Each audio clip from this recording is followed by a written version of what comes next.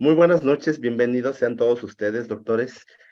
Qué gusto poder estar aquí nuevamente con ustedes. Quiero confirmar. Doctor Miguel, nada más quiero confirmar, ¿me escucho y me veo bien? Porque no estoy seguro. Sí, todo claro, Elías, todo bien. Perfecto, listo. Muy bien, muchas gracias. Es que no sé qué le pasa como mi internet, creo que está medio lento y veo todo medio pausado, pero bueno, listo, ya me confirmaron mis compañeros que todo está en orden. Pues me da mucho gusto poder estar aquí con ustedes en este webinar que hemos estado esperando con muchas ansias. Así es que pues en un momento más vamos a comenzar. Como siempre me da mucho gusto poder saludarlos a todos y cada uno de ustedes.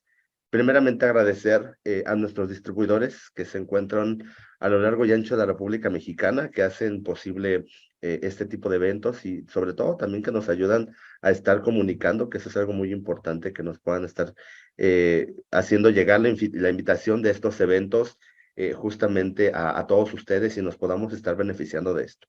Y por supuesto también a todos nuestros distribuidores que tenemos en Centroamérica, en Sudamérica, en Medio Oriente, donde ya también tenemos una presencia, pues de verdad muchas gracias también por ayudarnos a hacer esta difusión. Y por supuesto, indudablemente a todos y cada uno de ustedes, porque nosotros de repente podemos tener ideas locas, ideas diferentes, pero si esto no les gusta, si ustedes no están presentes, nuestro querido público, pues bueno, esto tampoco sería algo tan bueno. Así es que de verdad, muchas gracias a todos ustedes por pues estar conectándose a esta transmisión, sobre todo porque, por ejemplo, por ahí sé que en Guatemala, si no me equivoco, también en Costa Rica, obviamente en Ciudad de México, en toda la República Mexicana, para nosotros ayer fue día festivo. Entonces, pues tuvimos un fin de semana largo. Y empezar la semana es bien complicado, sobre todo cuando empiezas el martes. Pero afortunadamente, pues bueno, vamos empezando y se hicieron ese espacio, ¿no? A pesar de tener diferentes actividades para estar aquí con nosotros, pues bueno, de verdad, muchas gracias por estarse conectando. Em, Quiero compartirles que pues ya estamos a muy poco de poder comenzar con este increíble diplomado que estamos teniendo.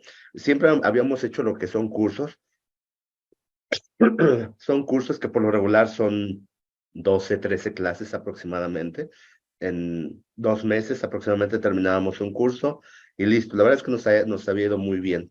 Sin embargo, este año decidimos en conjunto que pues era momento de tener un diplomado.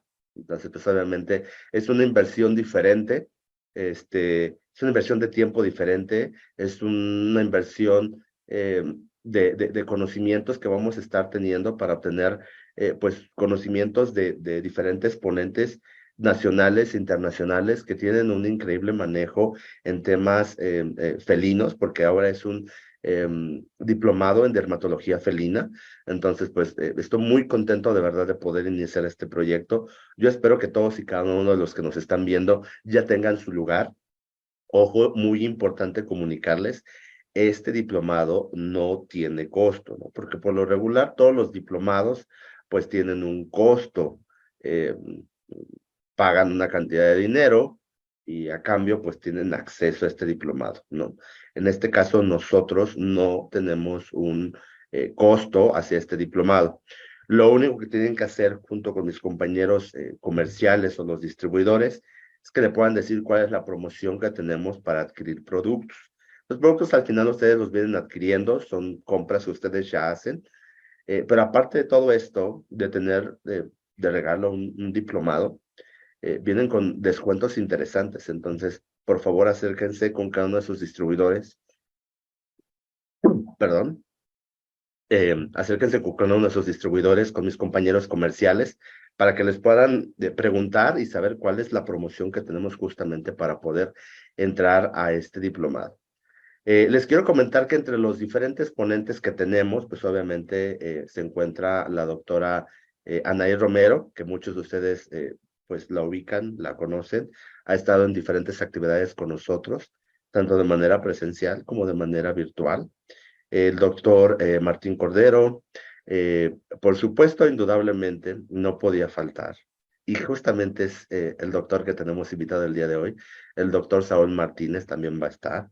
Y muy seguramente va a estar acompañado, ¿no? Todos conocemos a Mora, entonces muy seguramente también va a estar en este increíble diplomado que tenemos. Y así puedo hablar de diferentes ponentes, son más de 15 ponentes que tenemos. Las ventajas que tenemos con nuestra plataforma es que después de tener nuestra clase en vivo, ustedes van a poder ver la clase grabada en nuestro portal a las 24 horas siguientes. Entonces, si por alguna razón no pudieron asistir, pues no te preocupes porque vas a poder revisar la información 24 horas después y pues bueno, va a ser esa es una de las ventajas que también llegamos a tener, ¿no? Entonces, de verdad, si aún todavía no tienen su lugar, por ahí todavía nos quedan algunos espacios. El cupo es limitado, entonces pues hay que aprovechar esta parte para poder ser parte de eh, nuevo diplomado en dermatología felina. Es importante aclarar que es 100% en felinos, ¿de acuerdo?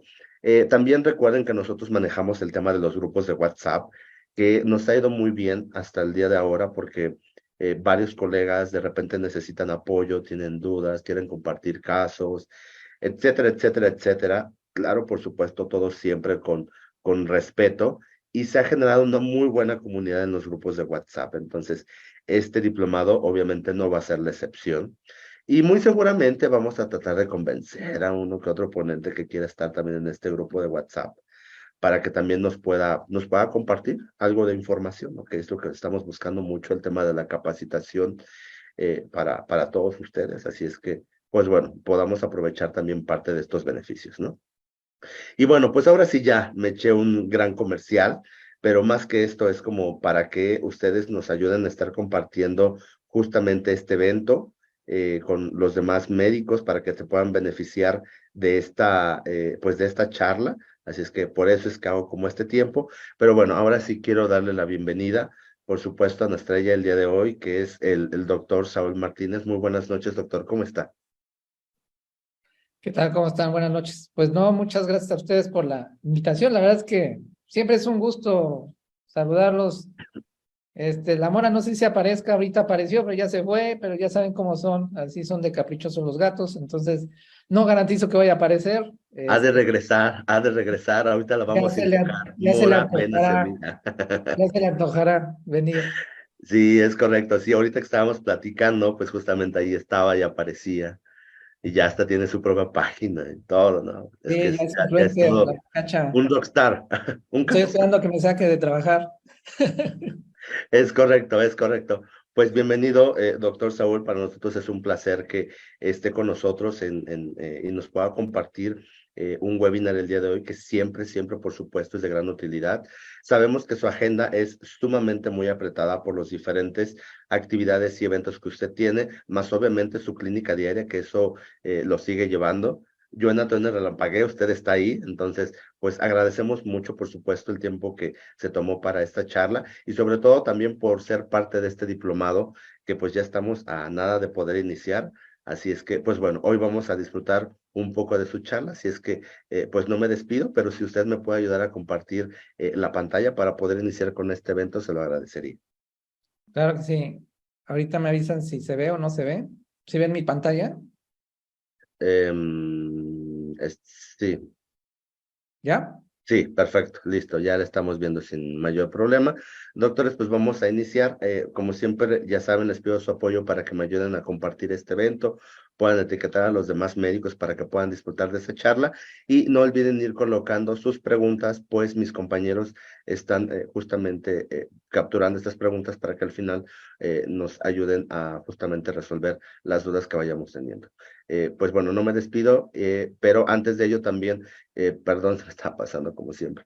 Una disculpa. Quiero dar la bienvenida al doctor Miguel de Sachi, que es nuestro técnico para Pets Pharma. Buenas noches, doctor. ¿Por qué no me dice nada, doctor? No, yo nada más dejo que fluya la situación. No, No, al contrario, el no doctor ve que Saúl Elías. estoy sufriendo Don't, ahora porque esta don't worry, gripe be happy. está buena, pero aquí estás, doctor Miguel, que justamente nos vas a ayudar con la parte de preguntas y respuestas. Bienvenido, doctor. Y pues bueno, ahora sí, vamos a iniciar justamente con este webinar. Adelante, doctor, no nos despedimos, nos vemos al final. Gracias. Muchas gracias a ustedes por la invitación. Gracias a PES Pharma. Voy a apagar un poco mi pantalla, mi video, porque creo que tengo pruebas de conexión. No va a ser la de malas que nos quedemos a la mitad.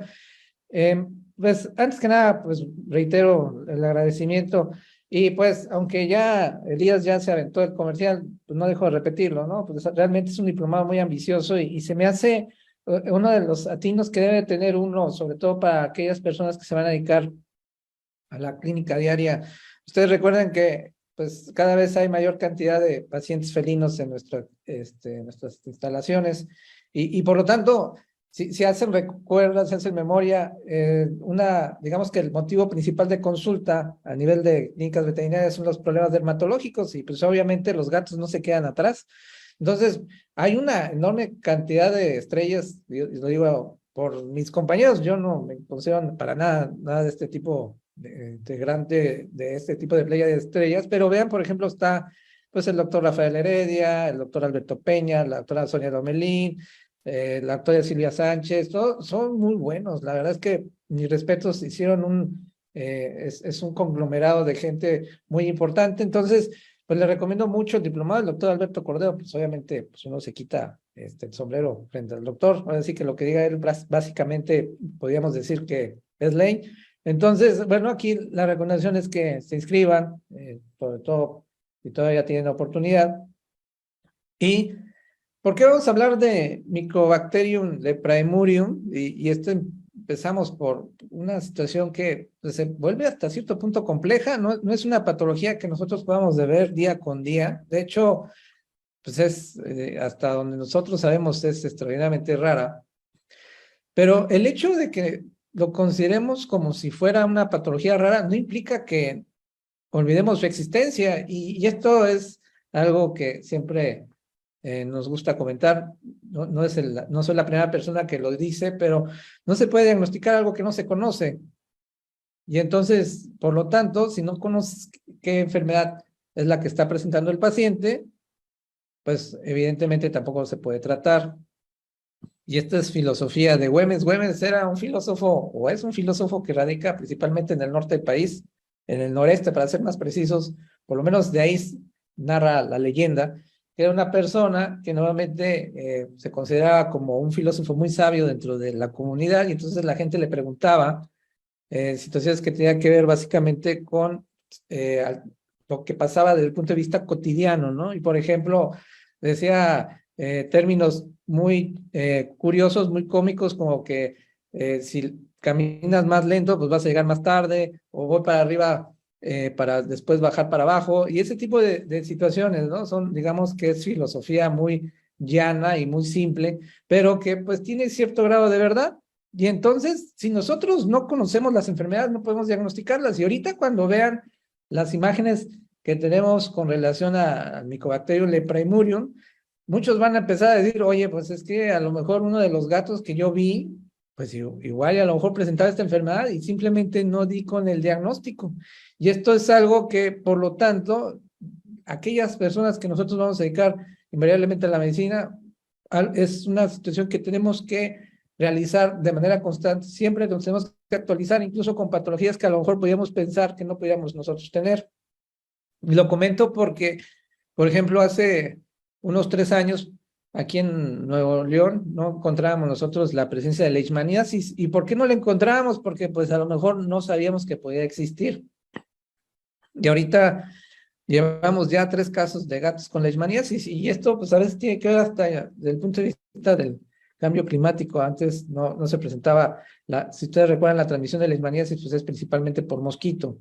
Y pues antes a lo mejor el tipo de mosquito que se presentaban aquí en el norte del país no había con la suficiente cantidad. Y ahora por el cambio climático pues evidentemente esta situación pues ya cambió. Entonces, a lo que quiero llegar es que si no conoces la enfermedad, no vas a poder diagnosticarla. Algo así es simple. Y los Mycobacterium siempre, pues es un grupo de bacterias, son muy importantes. Hay más de 180 diferentes especies. Y recientemente, entre comillas, en el 2019 tuvo una relevante importancia porque a través de las dietas estas BARF, se demostró, por ejemplo, que empezaba a presentar personas la presencia de tuberculosis bovis por medio del alimento crudo que se está vendiendo de manera comercial para los gatos. Esto fue en Inglaterra, el Reino Unido. Entonces, pues obviamente es una bacteria muy importante. Las micobacterias, como ya les había comentado, hay más de 180 diferentes especies. Su significado, pues simplemente se denomina, son bacilos que tienen forma de hongos. Son bacilos aeróbicos que no tienen movimiento, aunque en algunos casos pudieran tener uno que otro flagelo muy pequeño, no esporulados. Y desde el punto de vista de la tinción de Gram, se puede pensar que son ligeramente gram positivas, aunque pues obviamente esta característica principal que presentan este tipo de bacterias es que a través de una tinción que se llama tinción de Zinn-Nielsen, pues se consideran que ser positivos y por lo menos el tipo de reacción se piensa que son ácido alcohol resistentes. Y dentro de las características principales de las micobacterias, pues una de las más relevantes pues es su pared. El poder patógeno básicamente es principalmente por esta pared que constituye un 60%, está formado por glicolípidos, entre muchas otras cosas. Y estos lípidos que están presentes a nivel de esta estructura permite que las bacterias sean viables en el medio ambiente, incluso hasta en el mismo hospedador. Forma una pared que es desde el punto de vista con respecto al agua, son hidrofóbicos y son ricos en ácidos glicólicos. Y esta situación permite que dentro de los fagolisosomas, cuando se unen, cuando son fagocitados, vale la expresión, pues que no se llegue a presentar esta unión y por lo tanto, pues obviamente evita que las células inflamatorias de alguna forma pueda generar una destrucción de las células. Estos ácidos micólicos tienen aparte la capacidad de poder inhibir la quimiotaxis y aparte tienen una acción leucotóxico y de alguna forma pueden inducir respuestas granulomatosas. Entonces, esa es una de las condiciones más importantes. Aparte, se sabe que ya dentro de las células a las cuales llegan a invadir, pueden desintegrar la capacidad del retículo endoplásmico y lesionar las mitocondrias.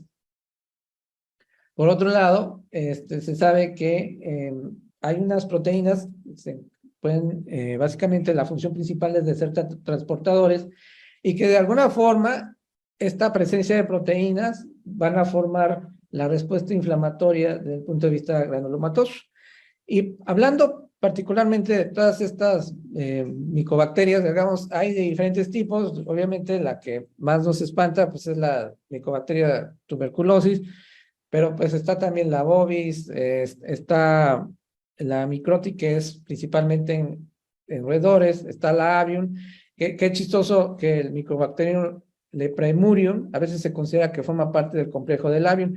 Y esto no es para marearlos, simplemente es para que sepan que hay diferentes tipos de micobacterias. Y por ejemplo están las que se consideran de tipo tuberculosis, y está la Mycobacterium tuberculosis, la bovis y la microti, que básicamente pues se van a presentar principalmente, por ejemplo, la tuberculosis va a estar a nivel pulmonar, la bovis principalmente en alteraciones que tienen que ver con el tracto digestivo, y la microti pues van a estar presentes principalmente a nivel de la piel y van a formar nódulos. ¿Y por qué es importante la microti? Pues porque pues evidentemente pues de alguna manera pudiera similar o ser similar a la que se presenta la Mycobacterium lepraemurium. Y entonces está el otro tipo de grupos de micobacterias que son no tuberculosis, como está el complejo avium que ya les había comentado, que también se va a encontrar principalmente en la piel, y así sucesivamente. Hay otros tipos de bacterias. Y si estamos hablando principalmente de aquellas micobacterias que van a causar lesiones principalmente en la piel, pues están, digamos, estos tres grupos. La que le denominan la lepra felina, que está constituida principalmente por Mycobacterium lepraemurium, que es lo que vamos a estudiar, pero también está la tuberculosis cutánea, que está constituida principalmente por el complejo Mycobacterium tuberculosis, y aparte hay otro tipo de micobacterias que se consideran de lesiones no tuberculosis. Y entonces aquí empieza a complicarse las circunstancias. La lepra felina como tal, pues se han reportado principalmente en Nueva Zelanda y en Australia, aunque hay algunas condiciones en las cuales se vio que, por ejemplo, en 1974 ya se había mostrado, por lo menos se había platicado de la existencia de este tipo de enfermedades. Y una de las características principales del Mycobacterium leprae es que se va a encontrar en aquellas zonas costeras, por lo menos es donde se había encontrado hasta el momento, aunque ahorita les voy a enseñar un artículo donde incluso en los Alpes se encontró, se aisló la bacteria.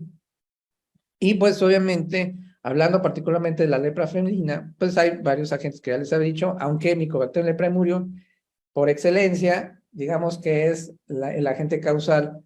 Entonces, a los puristas que les gusta hablar de la taxonomía, pues es del dominio bacteria, filo actinobacteria, suborden Corynebacteriae, familia Mycobacteriae, y del género Mycobacterium, y pues la especie es Lepraemurium.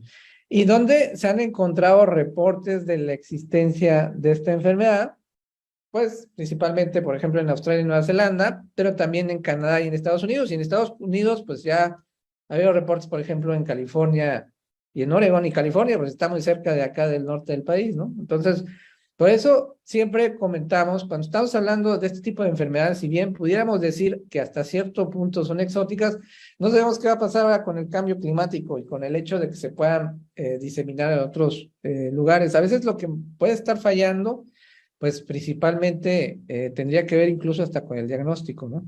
¿En qué otros países hemos encontrado? Pues obviamente Reino Unido, en Grecia, en Francia y Holanda, o sea, situaciones que tienen que ver con Europa. Y esto es lo que les comentaba.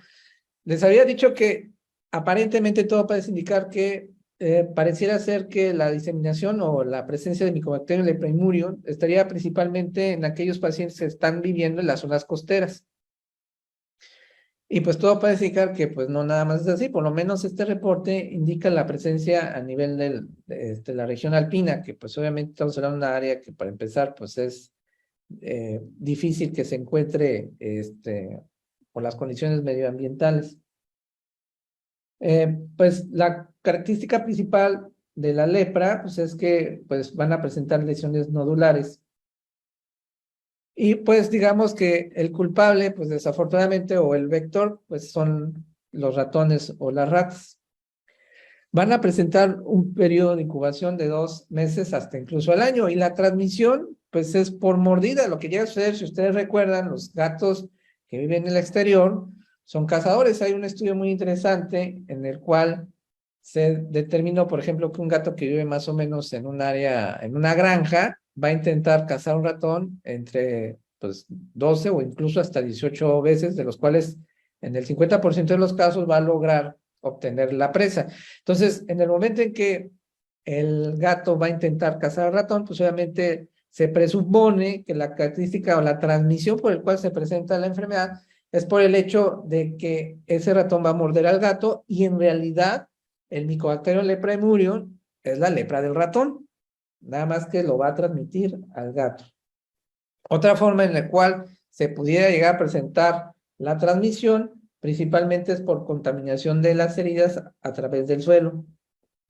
Entonces, lo más importante de todo es que, digamos que parte importante de la historia clínica es definir primero si el gato es de interior o de exterior. Y como les decía, por ejemplo, este es un estudio que ya tiene muchos años, en 1981. 5 gatas lo estuvieron revisando durante 360 horas, y entonces estuvieron viendo cuál es la actividad de esas gatas en ese periodo, y por ejemplo vieron que más o menos entre el 14 y el 15% se la pasaban cazando. Entonces, obviamente, ¿qué cazaban principalmente? Pues obviamente, dentro del menú, digámoslo así, pues estaban los ratones o las ratas, ¿no? Entonces, por ahí era la forma en la cual pudieran ellos adquirir la lepra.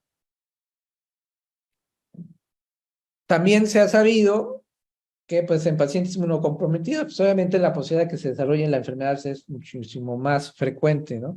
Entonces, vean, por ejemplo, esta es una imagen, obviamente, de un artículo. Si ustedes ven la lesión, no pensarían que esta situación se pudiera llegar a presentar. ¿Qué características tiene? Pues obviamente pueden ser nódulos, que a veces pueden estar ulcerosos o no, pueden doler, o en la mayoría de las veces incluso no presentan dolor. Y hay, digamos, 2 presentaciones, la lepra lepromatosa y la lepra tuberculosa.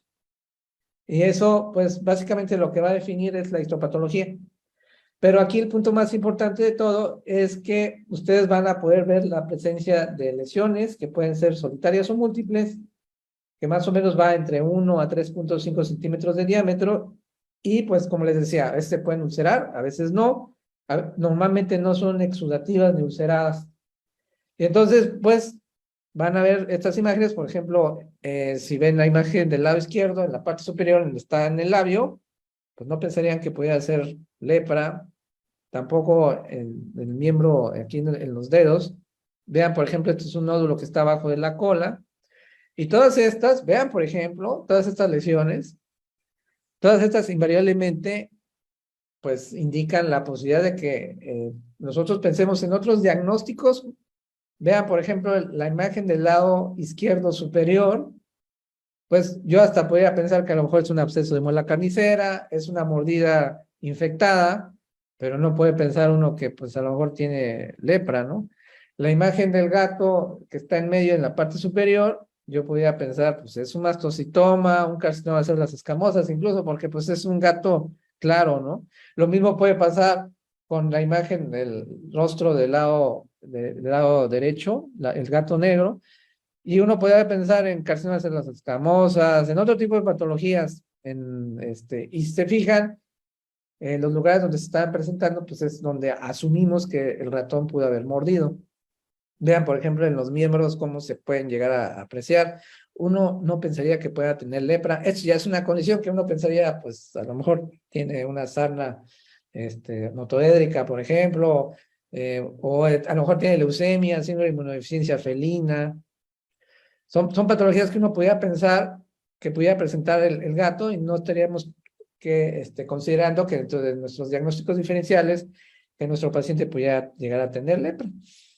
Vea, por ejemplo, esta es una forma nodular. A veces se puede llegar a incluso, hay caída de pelo. A veces se pueden hasta hacer hasta cierto punto movible. Y pues cuando hay una situación de diseminación, a veces puede afectarse hasta el hígado y el vaso, pero normalmente son situaciones que se pueden llegar a presentar a nivel de la piel. Entonces, pueden ser nódulos que estén acompañados de alopecia, como lo ven aquí en la imagen. A veces pueden ser únicamente uno solo, o pueden ser múltiples. Como ustedes lo han visto, normalmente están localizados en la cabeza, en el miembro y en el tronco. A veces hay un reporte, ahorita van a ver, por ejemplo, que se ha visto que está afectada la lengua, los labios, la nariz o la conjuntiva, en situaciones muy extrañas, pero se reporta que puede haber linfoadenopatía regional. Y pues en general se considera que la enfermedad sistémica es rara que se llegue a presentar. Y si esta se llega a tenerla el paciente, pues normalmente sí es progresiva, ¿no? Entonces, aquí, por ejemplo, en la siguiente imagen, vean, uno puede pensar en carcinoma de células escamosas. Por ahí estoy viendo que el doctor Carlos Castro está conectado, entonces él pensaría que fuera, por ejemplo, cáncer, porque pues uno pensaría, digamos, un maestro muy sabio decía, lo común es común y lo frecuente normalmente es frecuente. Y vean, por ejemplo, el nódulo que está en la lengua, la imagen inferior del lado derecho, pues eso está en la cola. No pensaríamos en ese tipo de condiciones. Entonces, nuestros diagnósticos diferenciales, carcinoma de células escamosas, incluso complejo granuloso eosinofílico, mastocitoma, se supone que el mastocitoma es uno de los tumores más frecuentes en piel, hemangiosarcomas, adenocarcinoma, linfoma. Ustedes recuerdan que el linfoma puede estar en todos lados. Hongos, criptococosis, puede ser uno de los principales. Leishmaniasis, que ya les había dicho que son de las patologías que nosotros podemos llegar a observar. Yo le llamo, son enfermedades de nueva generación, quistes incluso. Entonces, todas estas patologías uno podría llegar a pensar que sería antes del Mycobacterium, de la lepra felina. Entonces, la moraleja es, no descarten todas, obviamente pensando en lo más común, pero nunca descarten la lepra, porque pues obviamente se puede llegar a presentar. Si nosotros hacemos una citología, por ejemplo, estos son citologías, obviamente lo vamos a usar el colorante rápido, entonces pues obviamente no se van a teñir las micobacterias, pero vamos a ver, si ustedes ven la imagen del lado derecho, se ven como unas especies como de fantasmitas que no tuvieron tinción, entonces uno puede sospechar, ¿no? En el 58% de los casos se van a encontrar bacterias de alta cantidad. Y puede haber incluso la presencia de células gigantes. Y esto da la sospecha. Evidentemente se tiene que hacer la tinción de Zinc-Nielsen para que realmente nosotros podamos confirmar la presencia de esta patología. Y pues obviamente esto estamos hablando de una situación de citología. Esta es otra citología. Ustedes pueden ver pues, una enorme cantidad de células gigantes. Lo único que pueden definir, obviamente hay neutrófilos, degenerados, macrófagos, y a través de la citología lo único que pueden haber es levantar la sospecha de que hay una bacteria ahí, pero no pueden definir exactamente qué es. Esta es otra citología, y ya cuando se realiza la tinción de Zinc-Nielsen, pues entonces ya van a ver que son positivas a la tinción, son ácido resistentes y por lo tanto el diagnóstico se va a llegar a presentar. Obviamente se requiere mandar la muestra, se puede hacer, realmente el diagnóstico se puede hacer por histopatología o también por PCR o incluso se puede intentar un cultivo. Nada más el único problema que tienen estas bacterias es que son de crecimiento demasiado lento. Entonces, pues la verdad es que lo más sencillo es la histopatología. ¿Qué es lo que vamos a ver en la biopsia? Pues vamos a ver la dermatitis piogranulomatosa, digamos que eso es lo que nos va a, perdón, a decir el patólogo. Va a ver la existencia de paniculitis con bacilos ácidos resistentes, tanto intra como extracelular, pues obviamente de las células, ya sea que sean células gigantes, macrófagos, entre otros. Y normalmente lo que sí es un hecho es que cuando las lesiones son crónicas, normalmente va a haber una necrosis gaseosa. Y normalmente algo que es una característica entre si la lesión es crónica o es aguda, normalmente cuando es crónica va a haber una escasa cantidad de Mycobacterium. A diferencia cuando es agudo, pues obviamente van a haber una mayor cantidad de Mycobacterium. Entonces, incluso la biopsia puede reflejar, digamos, dos tipos de patologías. La presencia, que ya les había dicho, de la lepra leprosa o la lepra tuberculosa. Y entonces todo está en base a la cronicidad. Una lepra leprosa, pues es de curso agudo, digámoslo así, y una lepra tuberculosa, pues obviamente implica más tiempo. Entonces, la lepra leprosa, hay una pobre respuesta celular con una poca cantidad de células plasmáticas, pero hay una enorme cantidad de micobacterias, a diferencia de la lepra tuberculosa, en el cual hay una formación de piogranulomas, ahí va a haber paniculitis, también puede haber incluso hasta histocitos de tipo epiteloide, y va a haber una moderada cantidad de linfocitos y células plasmáticas, pero va a haber una escasa cantidad de micobacterias. Normalmente esta lepra tuberculosa, por lo menos a pesar de que es crónico, normalmente se ha encontrado en ciertos lugares como en Canadá, en Nueva Zelanda y Holanda. Y pues obviamente siempre cuando hablamos de tuberculosis, pues siempre pensamos en la posibilidad de que se presente una zoonosis. Bueno, en la lepra de gato, por Mycobacterium lepraemurium, no es común la infiltración hacia nervios periféricos, que eso es un hallazgo, como les decía, más bien sería de tipo cultural, ¿no? Esta es una de la imagen del lado izquierdo, pues es más que nada para que vean cómo se vería el hallazgo histopatológico. Las flechitas, pues están señalando la presencia de micobacterias, y la histopatología de la imagen del lado derecho, se ven pues ahí las bacterias ya, pues ahora sí que teñidas.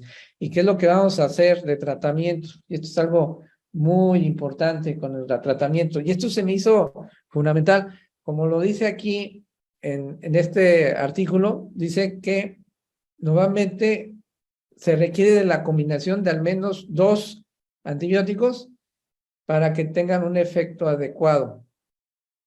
Digamos que, y algo que es fundamental, es que el tratamiento se tiene que dar de manera continua, incluso hasta 2 meses después de que se hayan desaparecido las lesiones, cuando son múltiples. Cuando es solamente 1 o 2 lesiones, a veces la resección quirúrgica pudiera ayudar, pero aún a pesar de que se haya extirpado de manera quirúrgica, se recomienda el uso de antibiótico. Entonces, como vamos a administrar antibióticos durante un periodo mayor de 2 meses, pues incluso el tratamiento pudiera ser hasta entre 3 y 6 meses de terapia. Y como dice aquí el artículo, muy interesante, que a veces se curan solas. Obviamente, no vamos a esperar que esa situación se presente. ¿Cuál es el antibiótico de elección? Pues obviamente la claritromicina, que se utiliza también para pacientes que tienen tuberculosis en humanos. La dosis es de 7 a 15 miligramos por kilo por vía oral cada 12 horas. Está la clofazimina combinada, la rifampicina, las quinolonas, la doxiciclina. Y como ya les había comentado, desde el punto de vista quirúrgico, pues también existe esa posibilidad cuando se habla de una sola lesión. Y como les decía, es muy importante, si ustedes se les atraviesa esta micobacteria, pues que el tratamiento se dé de 2 o incluso hasta 3 meses después de haberse presentado la resolución de las lesiones. ¿Y por qué es importante la claritromicina? Pues es un macrólido, lo que va a alterar principalmente es la síntesis de proteína, va a actuar sobre la subunidad ribosomal 50S, la dosificación es de 7 a 15 miligramos por kilo cada 12 horas. ¿Cuáles son los efectos colaterales que se van a llegar a presentar? Normalmente en los gatos se determina la presencia de eritema generalizado y también pues, en las orejas. Puede ser hepatotóxicos y presentar signos gastrointestinales. El problema es que la claritromicina pues, es de 500 miligramos. Entonces, si estamos hablando que la dosificación es de 7 a 15 miligramos por kilo, pues obviamente se nos complica un poco cómo dársela a los gatos. Entonces, invariablemente, necesitamos nosotros tener que formar cápsulas. Casi siempre lo que nosotros hacemos es buscar una botica, o, por ejemplo, a veces las facultades de química pueden preparar la dosificación adecuada para los pacientes. Entonces, es una opción. Como les había dicho, la claritromicina pues, sería el tratamiento de elección combinado con otro tipo de fármacos como la clofazimina, que esta es como, funciona como las quinolonas, va a actuar directamente sobre los ácidos nucleicos. Obviamente el problema que presentan, pues es que también puede ser hepatotóxico, presentar signos gastrointestinales. Se ha visto que puede generar pigmentación corneal en la córnea, imagínense. La dosificación es de 4 a 8 miligramos por kilo por vía oral cada 24 o cada 48 horas, no más de 25 dosis, es lo que menciona. La rifampicina, que también se puede utilizar, es básicamente similar a la anterior, también tiene muchos efectos colaterales, sin embargo, pues son tratamientos que nosotros tendríamos que utilizar. ¿Qué problema tiene? Pues son 300 miligramos, la dosificación es altísima, tendríamos que dosificarlo, como ya les había comentado, entonces invariablemente necesitan pues una empresa, o por lo menos que ustedes tuvieran una báscula especial para que pudieran ustedes realizar las cápsulas y estárselas vendiendo al tutor, ¿no? Entonces, dentro de las quinolonas, pues existe la pradofloxacina, la marbofloxacina y la rofloxacina, y entonces la pradofloxacina sería una de las situaciones que pudiéramos nosotros utilizar. La ventaja que tiene, pues es que evidentemente se puede utilizar sin problema en gatos.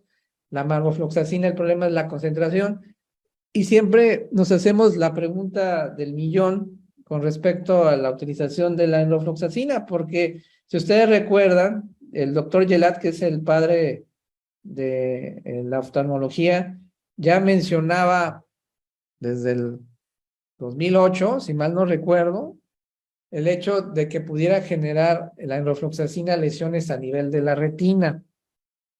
Pero aquí vamos a entrar en una situación de conflicto, porque a veces es el antibiótico que mejor les funciona, incluso en algunas patologías, por ejemplo, en sepsis en gatos, desafortunadamente tienes que utilizar la enrofloxacina. Sabemos que la enrofloxacina puede generar lesiones en la retina. Aquí el punto importante es la dosificación. La dosis indica que no se debe pasar de más de 5 miligramos por kilo cada 24 horas. Mientras esa situación se respete, el hecho de que se pueda llegar a presentar la ceguera, realmente el riesgo no es tan importante. No voy a decir que no existe, pero Aquí lo que mencionaba Yelat, por ejemplo, es que al momento en que ustedes están dando el tratamiento, una recomendación que él hacía es que, pues obviamente, estuvieran monitoreados de manera estrecha los pacientes y que de alguna forma, si esta situación se llegase a presentar, ¿cómo lo van a ustedes a percibir? Pues obviamente van a hacer examen del fondo de ojo, van a ver si hay dilatación pupilar, pues obviamente esto implicaría que invariablemente tendrían que suspender la utilización de rofloxacina. Obviamente si hay otro tipo de quinolonas, perdón, la recomendación es que utilicen ese otro tipo de quinolonas. Pero si, ahora sí, como diría mi madre en paz descanse, aquí no hay de otra, mijito, aquí no es restaurante, es lo que hay, pues entonces tendrían que utilizarla, sí, podrían utilizarla. Nada más recuerden, 5 miligramos por kilo cada 24 horas y mientras menos lo usen es mejor. Como les hago mucho hincapié, a veces situaciones de sepsis en gatos, desafortunadamente todos los artículos donde se mencionan la eficacia de los antibióticos, pues el número uno que utilizan siempre es la enrofloxacina y la amoxicilina con el ácido clavulánico. Y este se me hizo un estudio muy interesante de Mycobacterium lepremurium.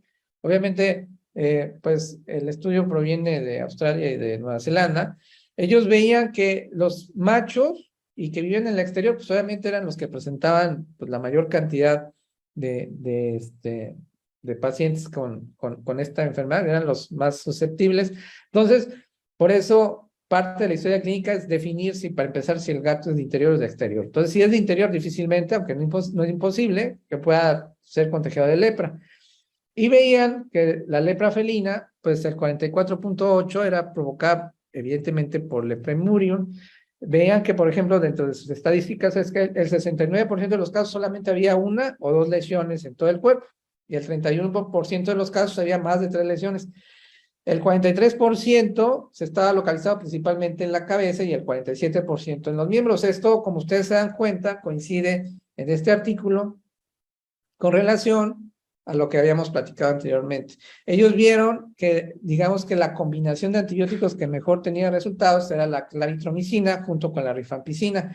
El 89% de los casos se resolvieron y esto implica, pues obviamente, algo muy bueno, porque implicaría que, pues obviamente, nuestro paciente tiene una alta posibilidad de que pueda ser curado. Solamente 2 gatos, los tutores decidieron la eutanasia y hubo 2 gatos que tuvieron una resolución espontánea. Y hasta ahorita, y esto se los hago, eso es muy importante, los libros dicen cosas muy bonitas. Por ejemplo, no se ha determinado hasta el momento la posibilidad de que el paciente pueda transmitírselo a los humanos de Mycobacterium lepraemurium. Pero, ¿cuál es el problema? Que Mycobacterium lepraemurium, si bien es la causa de la lepra felina, también hay otros agentes que se simulan mucho. Si ustedes recuerdan, les había comentado, por ejemplo, la Mycobacterium, porque bovis, Mycobacterium tuberculosis.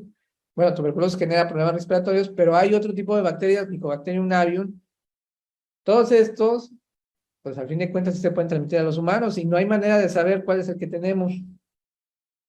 Entonces, incluso este artículo dice de manera muy clara, el potencial zoonótico para los dueños de mascotas y los médicos parece ser bajo. Pareciera que es bajo. Sin embargo, se recomienda usar guantes al manipular los gatos con lesiones cutáneas, donde la enfermedad por micobacterias pudiera ser un diagnóstico diferencial, especialmente si hay una secreción purulenta. Aquí la moraleja es, yo no sé si eso no es, entre son peras o manzanas, es mejor que utilicemos guantes. Digamos que eso sería lo más importante de todo. Entonces, es una charla corta, porque la verdad es que no pretendía yo hacerla muy larga. Digamos que lo más importante de todo, pues es lo que se les acabo de dar. Les agradezco mucho la invitación. El objetivo de esta charla pues, era invitarlos para que entraran al diplomado de dermatología felina. Y pues cualquier duda o comentario, terminamos bien rápido. No, para nada, doctor. Creo que el tiempo justo y necesario. Ay, perdón, es que este tema de la garganta, como que en la noche se intensifica un poquito más. ¿Puedes continuar, porfa, Miguel?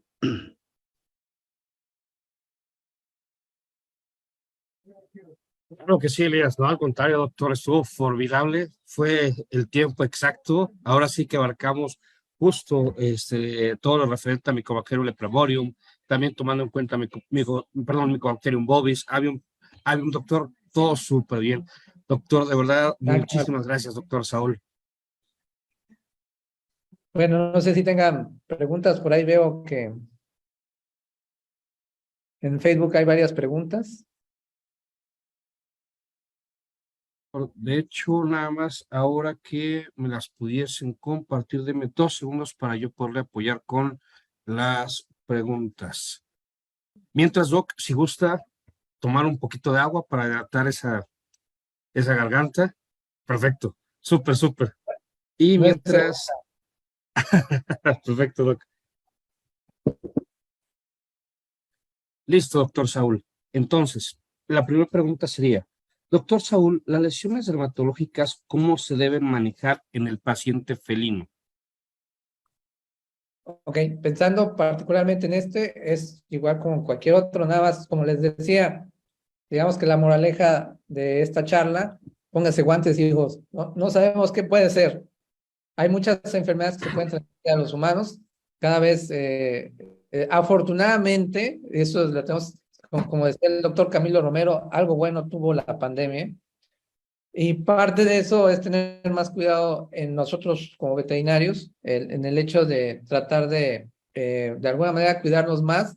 Y entonces lo importante es no quitar ese hábito. O sea, la verdad es que lesiones de piel, la recomendación siempre pónganse guantes, sobre todo cuando están con exudados. Recuerden que pues también la sarna de gato se puede transmitir. Entonces, pues cualquier situación que sospeche de algo que pueda ser contagioso, utilicen siempre guantes. Ahora, ¿qué hay con relación a la biopsia? La biopsia se toma como cualquier otra. Digo, obviamente, la recomendación es que como son nódulos pequeños, se puede extirpar de manera completa, sin tener que tocar los bordes quirúrgicos. Pues, Entonces, es algo que ayuda mucho. Y pues obviamente, si vemos que nada más es una o dos, pues obviamente el procedimiento quirúrgico, hablaríamos de una biopsia excisional, quiere decir que quitar por completo, y a veces eso es algo que ayuda mucho. Se los platico, hace un mes tuvimos un caso de leishmania que apareció 15 días después de haberle aplicado una vacuna a un gato, y nosotros pensábamos que era un sarcoma asociado al lugar de inyección, nos empanicamos, pues obviamente quitamos, incluso fueron como 5 centímetros extra del tejido, pensando en que fuera un sarcoma, y resultó que fue leishmania. Entonces, había un maestro muy sabio que decía, una bola es una bola, hasta que no se demuestre lo contrario. Y eso mismo yo se los externo a los tutores. O sea, yo les digo, una bola es una bola. Lo ideal, pues obviamente, realizar una citología para primero tener un diagnóstico presuntivo y en base a eso actuar. perfecto, doctor. Muchísimas gracias. Doctor Saúl, de parte de la doctora Mari Carmen Ramírez Rodríguez. Doctor, ¿nos podría repetir la dosis de doxiciclina? De doxiciclina es 10 miligramos por Ajá. kilo. Doxiciclina. Sí, creo que no la puse ahí. Doxiciclina 10 miligramos por kilo, cada 12 o cada 24 horas. Perfecto, doctor Saúl. Muchísimas gracias. Doctor, de parte de la doctora Mari del Mar. eh, bueno, ¿cuál sería, doctor, el límite hablando de la dosis de enrofloxacina para felinos? 5 miligramos por kilo cada 24 horas. Perfecto, doctor. Muchísimas gracias. También de la doctora Carmelita Castillo, que nos hace la siguiente pregunta, doctor Saúl. ¿Los tratamientos también a base de quinolonas deben ser administrados por meses? Sí, por eso les decía, si hay la opción de usar otro tipo de quinolonas que no sean rofloxacina, mejor, por aquellos del factor de error. A veces el problema, por lo menos desde que les decía que el doctor Yelat lo platicaba, que el problema es la sobredosificación. Y el detalle es que sí se puede llegar a presentar, y eso sucede en cualquier, digo, somos seres humanos, si a lo mejor el tutor pues vive con la esposa, con los hijos, y se le ocurre darle la notificación en la mañana y no le reportó a los demás que se lo dio, a lo mejor puede existir el hecho de que alguien más le dé otra vez la dosis, ¿no? Que normalmente es la situación que se llega a presentar. Por eso la recomendación es, ahora sí que como dicen, la mula no era arisca, mejor buscar otro tipo de fármacos, y si de plano no existe otra opción, pues entonces sí, definitivamente usar la levofloxacina, pero hacerle mucho hincapié al tutor de los efectos colaterales que se puede llegar a presentar. Muchísimas gracias, doctor Saúl. Doctor, tengo otra pregunta de parte de la doctora Ana García Luna. Doctor, ¿cuáles serán las recomendaciones en base al manejo de las heridas del paciente? O sea, como les decía, siempre usar guantes, para nosotros, todo usar siempre guantes, y pues obviamente la ventaja es que, si se dan cuenta, la mayoría, si bien estaban ulcerados, no había secreción, por lo menos es lo que reportan los autores. Entonces, eso es una ventaja. Pero si son peras o manzanas, utilicen guantes. Obviamente no es así como que tengan que vendar la extremidad ni nada por el estilo. Doctor Saúl, muchísimas gracias. Creo que serían, pero perdón, es que también tengo mi chaparrito. Ya, Creo que serían todas las preguntas, doctor. terminamos temprano ahora. Pero todo súper bien, doctor. Muchísimas gracias. Qué bueno que les gustó. Es una enfermedad como es rara, no hay mucha información. Y la verdad es que no los quiero marear con muchas cosas, porque creo que si se da la información concisa, la gente lo capta mejor. Porque me podía Correcto. estar media hora de puros diagnósticos diferenciales, pero no se trata de eso. No, y al contrario, doctor, yo creo que fue justo tener este pequeño preview o esta pequeña muestra de todo lo que tendremos para el diploma de dermatología felina, doctor. De verdad, a mí me encantó, doctor. Siempre es un gusto y un honor poderle escuchar. Y de verdad, muchísimas gracias, doctor. No, pues al contrario, gracias a ustedes por la invitación. Luego, cualquier cosa, aquí estamos. Vamos a estar en diplomado dando nuestras vueltecitas. Ahí nos toca algunas charlas. Y pues cualquier cosa estoy para servirles. Muchas gracias, doctor Sol. Elías, te paso el micrófono. Perfecto, excelente, muchas gracias.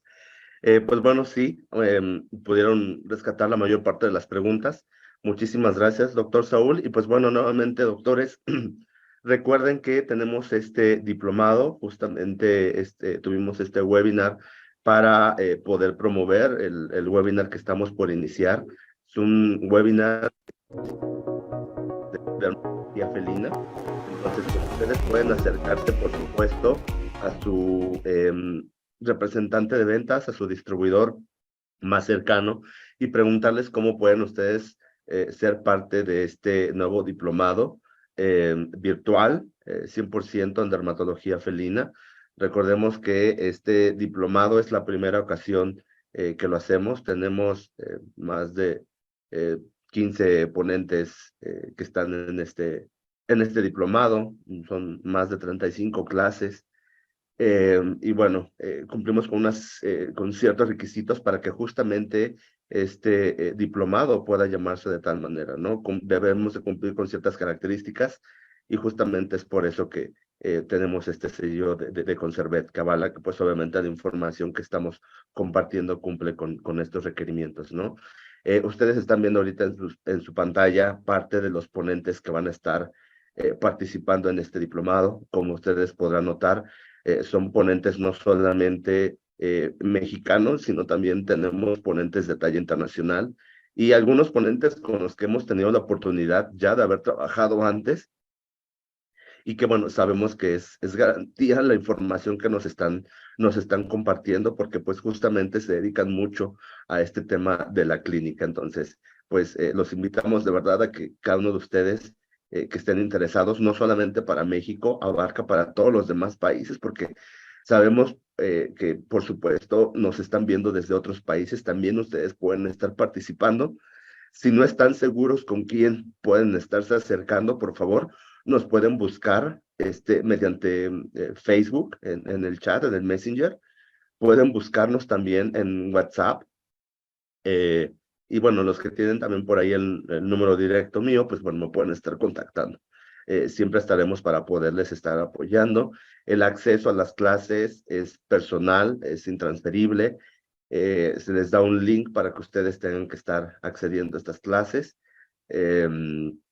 Hay ciertos materiales que van a estar de descarga en la misma plataforma para que ustedes puedan estar estudiando. Obviamente vamos a tener nuestro grupo de WhatsApp que ya les había comentado. Y pues bueno, todo esto pueden estarlo teniendo más información a través de su distribuidor de la zona o el ejecutivo de ventas, ya sea del laboratorio o del distribuidor. O bien también nos pueden buscar en nuestras redes sociales, también ahí les podemos estar compartiendo la información. De verdad, no se pierdan de este increíble diplomado que trabajamos durante mucho tiempo para justamente poderles traer esto que sea muy beneficioso para ustedes. Así es que no duden en poder aprovechar justamente toda esta información. Y pues bueno, me resta más que poderme despedir, agradecerles como siempre su participación en este tipo de eventos y por supuesto al doctor Saúl Martínez por su participación que tuvo el día de hoy con nosotros. Muchísimas gracias, doctor. Y pues bueno, no sé si tenga algún comentario final antes de poder cerrar esta sesión. No, al contrario, digo, muchas gracias por la invitación. La verdad es que para mí siempre será un honor estar con ustedes. Perfecto, excelente, doctor, muy bien. Pues bueno, de cualquier manera, por ahí nos vamos a estar viendo justamente en este diplomado, vamos a estar ahí participando. Y bueno, finalmente, doctor Miguel, ¿algún comentario que nos quieras compartir? Muchísimas gracias, Elías, doctor Saúl. Reitero, siempre un gusto, siempre un honor. Muchísimas gracias y seguimos conectados para el diploma de dermatología felina. Ok, perfecto, excelente. Pues bueno, muchísimas gracias, doctor. Nos estamos viendo. Recuerden, la próxima semana vamos a estar iniciando con este diplomado, así es que todavía están muy a tiempo de poder ser parte de esta nueva aventura. Les deseo que pasen una excelente noche y nos estamos viendo muy pronto. Cuídense. Chao.